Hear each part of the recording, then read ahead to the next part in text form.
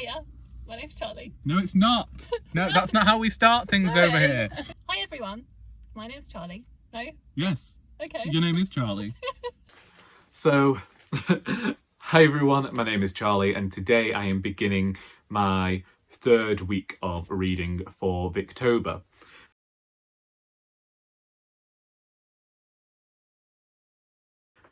It is Tuesday evening and I have just returned home from a day spent with Charlie of Charlie Brook. We've been planning to meet each other for a while. Originally we were going to meet in Stoke-on-Trent, but last night at the final minute I asked whether we could move it to Crewe as I knew that a bit better, and we've had a rather fantastic day going around and buying books, exploring charity shops, exploring Crewe, and I'm just very grateful to Charlie for coming to visit me. Before I left the house this morning, I did read the first 100 pages of The Picture of Dorian Gray by Oscar Wilde, and I'm very much enjoying it. I'm enjoying the wit, the mild flirtation between all the characters. It seems a little bit sexually charged and a little bit humorous, and we like that at my age. And I plan on continuing reading that this evening. I don't know whether I'll finish it. Originally I hoped to finish it tonight, but I don't think I'm going to because of the other stuff that I've got going on. But I think if I got to page 150 tonight and then finish it tomorrow, that would be a great thing indeed. And yeah, continue to read some more of Christina Rossetti's poetry. I think I'll be finishing that book soon. But for the start of our final week of Victober, so it's our fourth week of Victober, not our third. For our final week of Victober, I think that things might be looking up. I'm too lazy to go upstairs and record in my room. So, it turns out that I told a little bit of a fib the other day when I was gadding about Crewe with that grisly old grinagog Charlie. I said that I'd read 100 pages of The Picture of Dorian Gray. Turns out, I'd only read 60. Don't know where I got the number 100 from. Maybe I just wanted to lie for YouTube clout. I don't know. I only bring this up because I've only just hit the page 110 mark. And I did want to finish this yesterday. However, there's currently another vlog on the go in which I am also reading The Historian, and I wanted to get a big chunk of that read yesterday due to the fact that it was rather autumnal. It was the heftiest of the books that I had left to read from my TBR, and I really wanted to read that this month. So I pushed Oscar Wilde aside because I know I can get through this rather quickly. And the reason I want to emphasise that I didn't get to the page 100 mark is because I talked about the flirtation that everyone was having with each other, and then something incredibly drastic just happened at the page 90 mark, and I'm a bit like, oh my goodness, this took a dark turn. However, I guessed that it was going to take a dark turn. I haven't seen the Picture of Dorian Gray film. I think, is it Ben Barnes is in that? But I do recall the Dorian Gray character from The League of Extraordinary Gentlemen. One of my mother's favourite films. I think it's just because she has a crush on Sean Connery. That's another thing I fibbed about. I told Charlie when we were going around Crewe that I've not been having iced lattes recently, and I went and made myself one. I kind of guessed that Dorian was going to end up becoming a bit more of this darker character. However, I can't necessarily say as I expected it to be in the fashion that it has been in. And I'm enjoying this book because of everything that goes on between the lines and the wit of Oscar Wilde and the behaviours of the characters and just how decidedly awful most people have proven themselves to be in this book so far. Also, one phrase that keeps coming up is "that is all," and we know how big a fan I am of that phrase. I've also continued with my reading of the best ghost stories by Dickens. I can only really talk about the ones that I have read in a disparaging light so far. So the second story in this is taken from the Pickwick Papers as well as the first one was. But my issue with it is that it isn't a story in itself. So it doesn't really have any beginning. It just is a bit of dialogue from the book that is used to characterise a specific person. And the way it's inserted in here doesn't allow for any character growth or story. It's definitely not a best Dickens ghost story. Indeed, apart from a spectre that appears for one paragraph, I wouldn't say that it was a short story at all. And for shorter pieces of fiction that have been in Dickens novels, it's definitely not what I would have called a short piece of fiction. And it was okay with the first story in here because that worked as a separate tale, but this one didn't, and sometimes that has been the case for a few of them. Anyway, I have now reached a tale whose title I can't remember, but I believe it has a ghost mentioned in the title, and I've discovered that this is the fifth and final of Dickens' Christmas novellas. Now, I have read The Chimes and I've read The Cricket on the Hearth, but I never realised that they were classed as novellas. And in my head, Dickens was has always had this idea of he wrote about Christmas, but I didn't know that he specifically wrote novellas for a set amount of time. And I didn't know that this one existed until I found it in the book, and I was like, oh, this seems like a pretty long story to go to after A Christmas Carol. But I don't know whether I'm going to read that tonight or whether I read that tomorrow for Cozy Reading Night, because I am thinking of participating in that simply so as I can finish some of the books that I want to finish. That is my update for today. It's Thursday. I will be off to the writers group this afternoon. It's a decidedly grim day. This is the sort of day when I would much rather stay at home and do nothing but read for the day, but unfortunately, well, it's not unfortunate at all.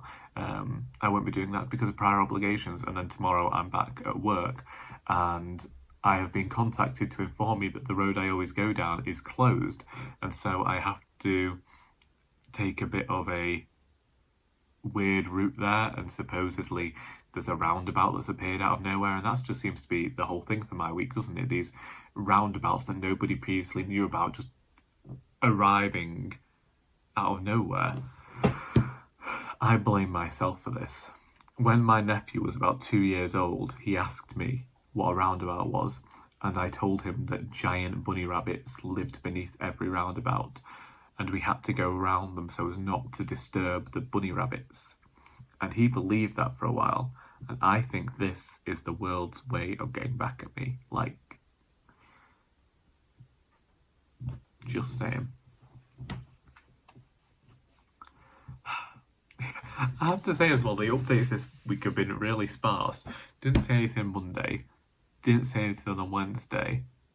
So just two clips. Didn't even take any clips of scenery.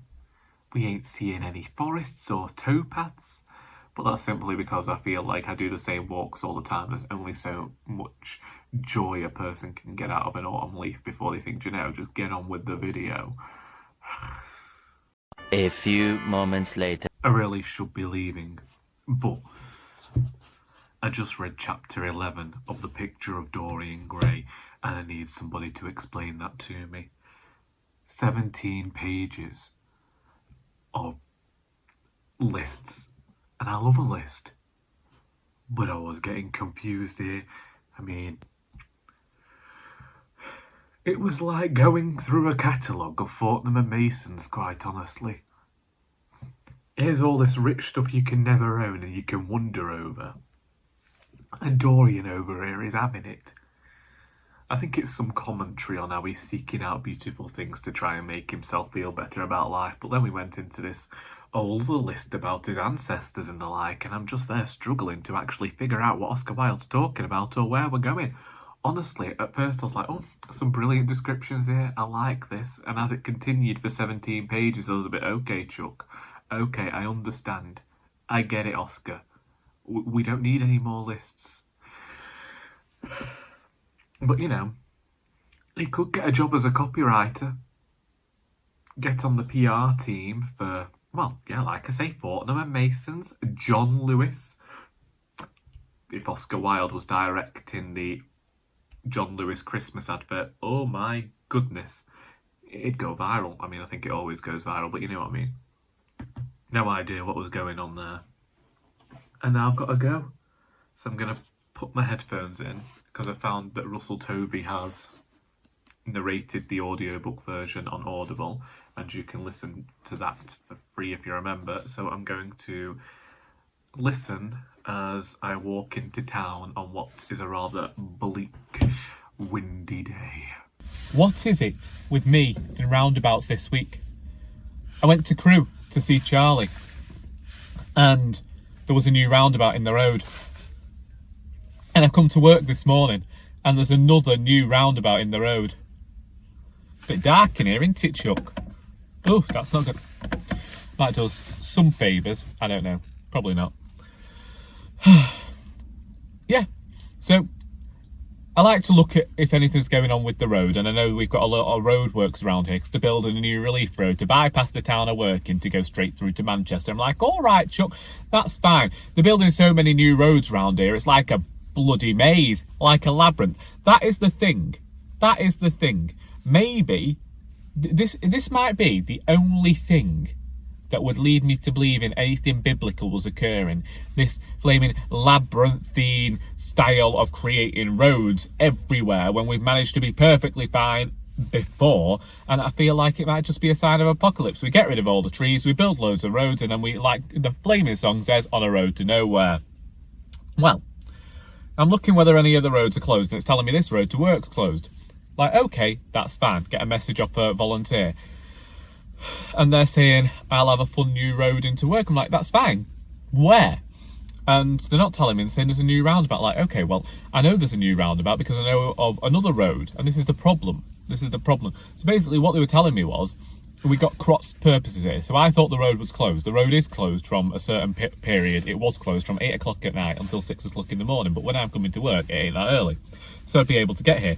The new roundabout, well, I actually can't figure out where this new roundabout's come from. Quite honestly. We go behind Starbucks now. Everyone knows why that Starbucks was built where the Starbucks was built. The Starbucks was built where the Starbucks was built because there wasn't a Starbucks there before, but because they're now bypassing the Starbucks and we go behind it because of this roundabout, they'll be able to claim some money as loss of earnings, you know. No flies on bloody Starbucks, are there? Charlie and I went to Starbucks on Tuesday in Crewe.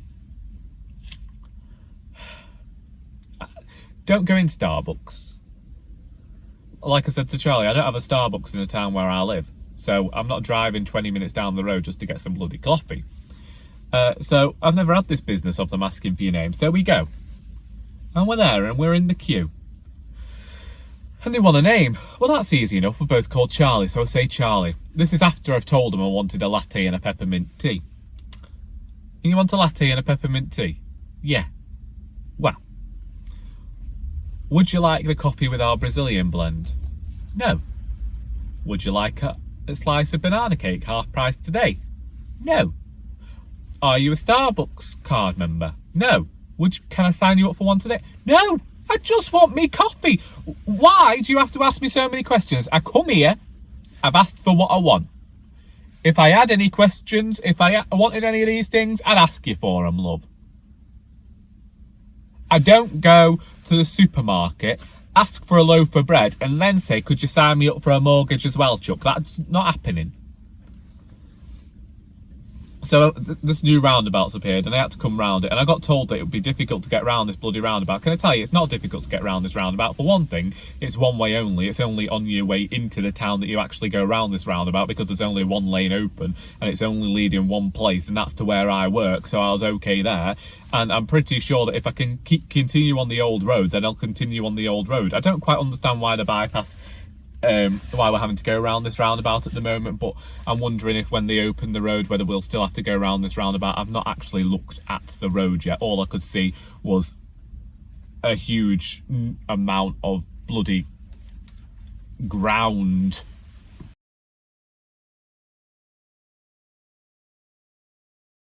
So I have just arrived home from work and I have discovered that what I recorded this morning cut out at the 4-minute mark. Therefore, you didn't hear me give my thoughts on The Picture of Dorian Gray, which I finished yesterday. Unfortunately, I didn't end up liking this book as much as I had anticipated doing. The first 100 pages are great, and I had a lot to think about when it came to those pages and what Oscar Wilde might have been saying, and indeed I want to go and I want to... Maybe I'll look at the introduction to this now, and I'll look at the appendix and I will figure out what Oscar Wilde was getting at and whether what I'm thinking he was saying is what was being said, or whether I'm just reading too much into it, or just pulling from my own experiences to have had this response to the narrative. And I enjoyed those first 100 pages. Indeed, I was enjoying all of this. And I have to say, the parts that I didn't... I felt like everything after page 130 wasn't necessary for this story. And whilst I appreciated Wilde's writing here and the wit and the dialogue, I felt like it actually detracted from the story, because the story that we're hearing about isn't the story that's being told or shown to us on the page. It felt like he was rambling on about stuff that had nothing to do with The Picture of Dorian Gray, and then we had this really tacked on ending, and it felt a bit messy and it felt a bit rushed, and I didn't particularly care for it, even though there was some splendid, beautiful prose in there.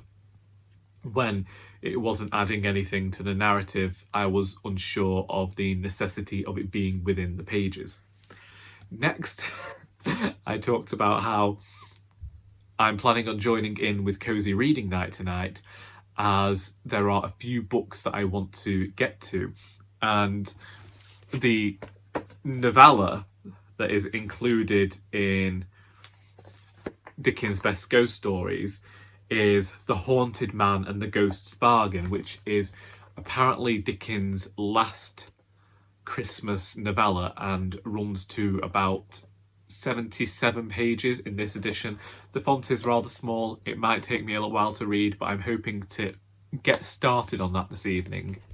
I want to finish reading Christina Rossetti's poetry today, as well as making some further headway into the modern book that I'm reading this week, which is The Historian by Elizabeth Kostova, and I've been talking about this in another vlog that I'm recording, but I want to make some good headway there. I might also be listening to Great Expectations whilst I have my tea. Anyway, when I was on the way to work this morning, I had to go round the roundabout. But I could see that the traffic approaching didn't have to go around the roundabout. Well, that's all changed since I got home, and everything has to come around this roundabout, and I have absolutely no idea why. None. Indeed, it was confusing to be on the road because it's just new and you're unsure of where you are in relation to everything, and it just seemed like we were...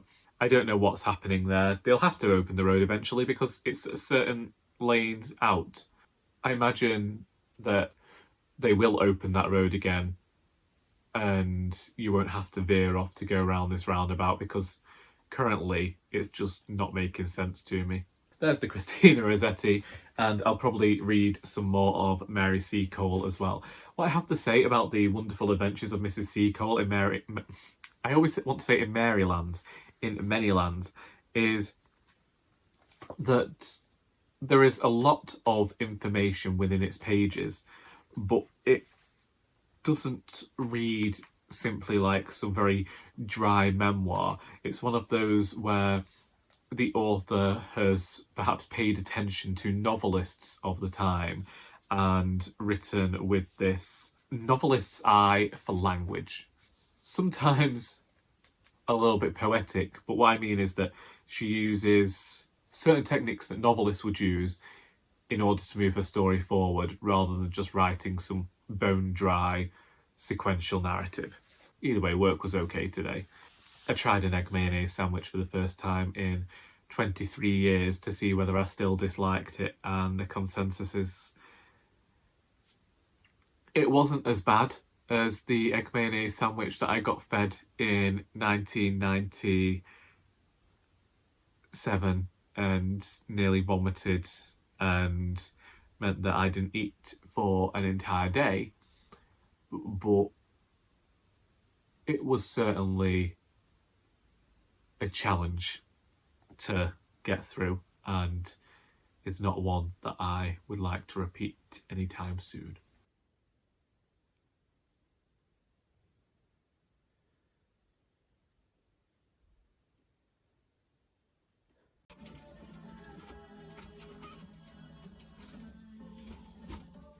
A haircut has happened. It has been a few days since I last spoke to you, simply because the days in which I was at work, I did not get the opportunity to speak to you about the books that I was reading for Victober, although one book that I was reading for another blog, you'll get to see. Anyway, can't remember whether I told you that I finished reading the Christina Rossetti Goblin Market and other poems. The final section of this is the devotions, which are somewhat biblical and Christian. Well, I should say religious. They're somewhat religious, and yet simply from a writerly level, they are filled with metaphor and some skill and some craft that I always fail to recognise. But again, these are poems that I fail to recognise in poets from this era. However, I would say that they weren't my favourite Rossetti poems, but I think that my favourite Rossetti poems tend to be everyone else's favourites as well. We always have I've mentioned it much and more before, how we always have somebody at the writers group who takes a cracker in the bleak midwinter when we get towards our festive seasonal readings. I don't think I'll be finishing Great Expectations this month, and I have no issue with that. I don't have long left in the audiobook, but I've very much been enjoying the Martin Jarvis narration. He brings the characters and the story to life in a way that just pulls the humour to the forefront, but manages to craft the connection between the characters, and I find myself having much more of an emotional connection to the story than I did the first time. I think the first time that I read this book, I didn't necessarily get Dickens, and it was one of those things where I could just say, well, I've read a Dickens now. But going back to it and hearing it like this, it's like it feels almost like I could do with a fireside. It feels like a fireside tale, just sat there and having an orator, a storyteller, just deliver a fantastic narrative. And it's reminding me of characters that I adore in Dickens fiction. Pip is one of those narrators who we're getting to see grow up, and we're getting to see the mistakes that he makes, and it's just he is a brilliantly flawed protagonist. Flawed in a way that when he's a child, you can believe in the actions he's taking. You can believe the fear that causes him to behave in a certain way. You can believe the aspirations that he has.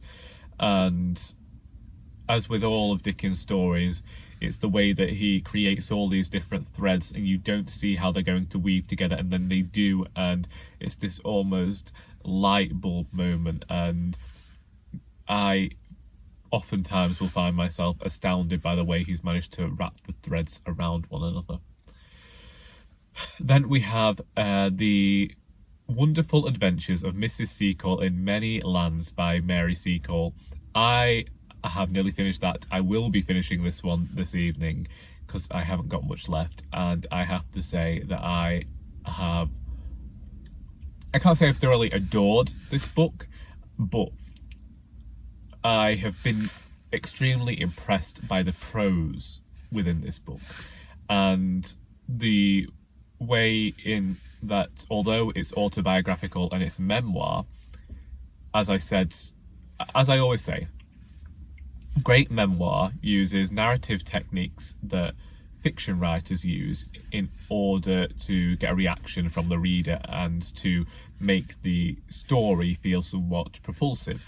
And even though at times this has felt like a blow-by-blow account of Mary Seacole's time, it's written with a poet's ear. That's what I would say. I would say that this is non-fiction written with a poet's ear for language. It's just fantastic. It reveals much about the world and opinions of the time, but it isn't this densely packed non-fiction narrative. It is almost like a diary, but it has more description and more depth, and I have very much appreciated getting to read this one. That's about it, really. I don't know whether I will come to you tomorrow to round things off on Tuesday morning and talk about the end of Victober and how I'm feeling, so we'll see. I will say then that if you have read any of these books and would like to discuss them, then please feel free to do so in the comments. How has your Victober gone?